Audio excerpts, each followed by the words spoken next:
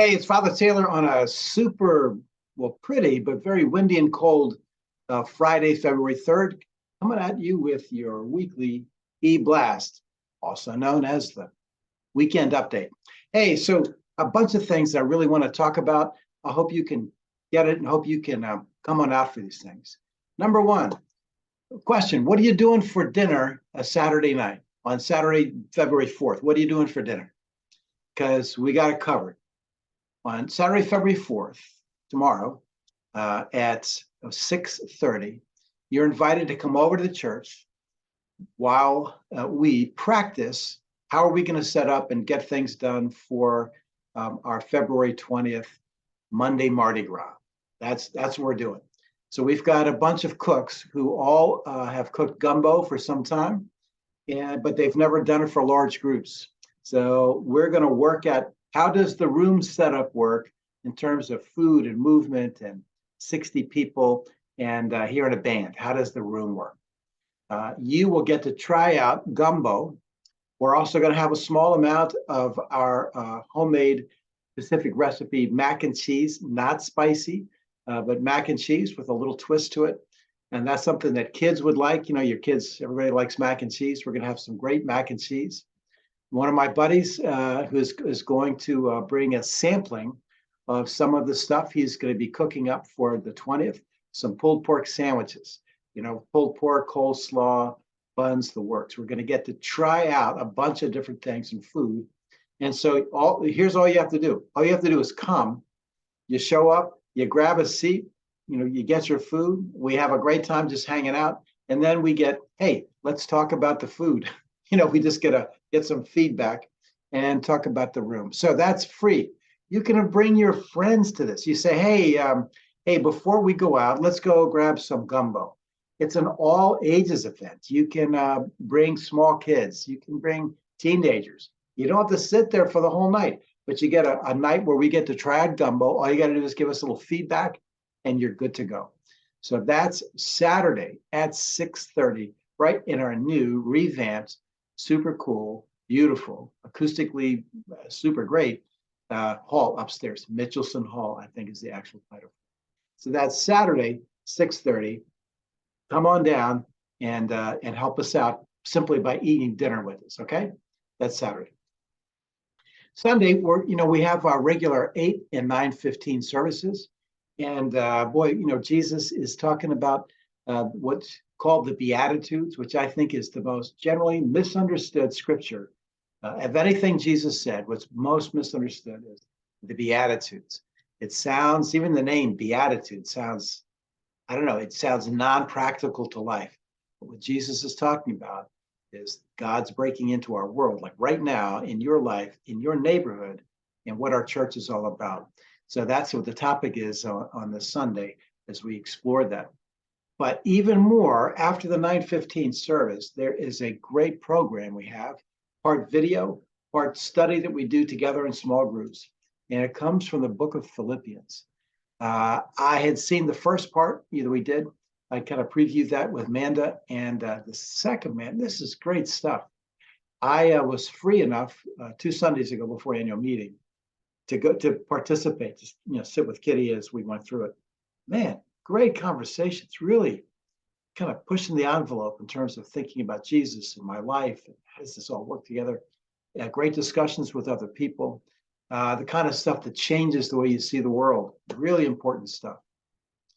Church, as you know, is not about the building. We all know that. And church is not about just coming on Sunday. Church is about a community. Our church, even the word itself, means it has to do with a particular, specific kind of community. And this is the kind of community where people are formed in a certain way that they see the world. This is how we understand what it means to have a good life. This is what it means, how we understand what's going on in the world. This is what it means to be able to be blessed, even if you're mourning, or to be blessed, even if people are persecuting you. I mean, how can you have a great life? How could your kids have a great life? This is what our community is about. And so our community is more than just membership. It's participation in being a fellowship around Jesus. And the easiest way to do that and to see the most people is Sundays after the 9:15 service. And we keep that to a time limit, so it's not crazy. The whole reason we push things back to 9:15 was to open up more time for us to be able to redevelop our community after COVID. So I'm inviting you, and I hope that you can invite some other people to come to this. Just one person, invite one person to church and say, hey, go with me, and we're going to have a breakfast together, and we're going to hear some stuff from Scripture, and so that I may have never thought about. It's a really great opportunity. So I really want you to think about not only coming, but bringing somebody back. So that's what that's about, 9:15. Paula is putting together, man, it's like she's getting her choirs together, and things are going great. So you got to be able to check in with because we have Evensong coming up during Lent.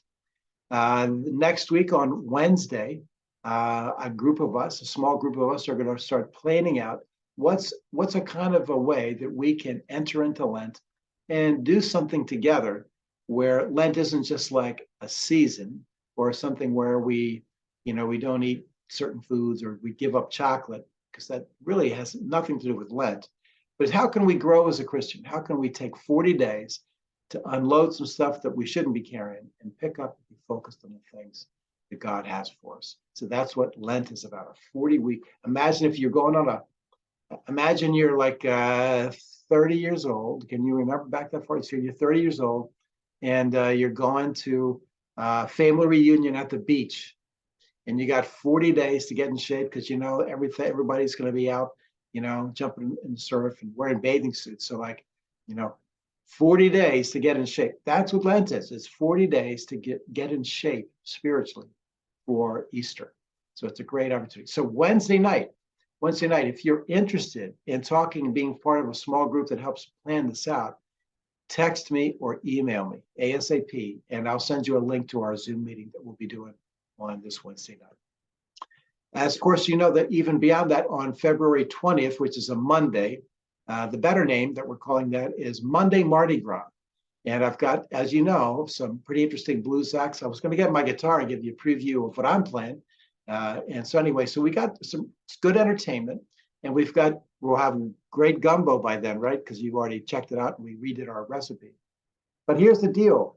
We're inviting our neighborhoods to come in, inviting your friends to, hey, come to me it's like Mardi Gras, except it's on Monday. Come out with us. We're going over there for dinner, and I think they have some music. What an easy thing to invite people to, right? Plus the hall. I mean, if you haven't been up there, you got to check it out. It looks great. So that's coming up on the 20th. That's an inviting event to be able to meet some people, and some folks who otherwise wouldn't show up in church, we can see them there.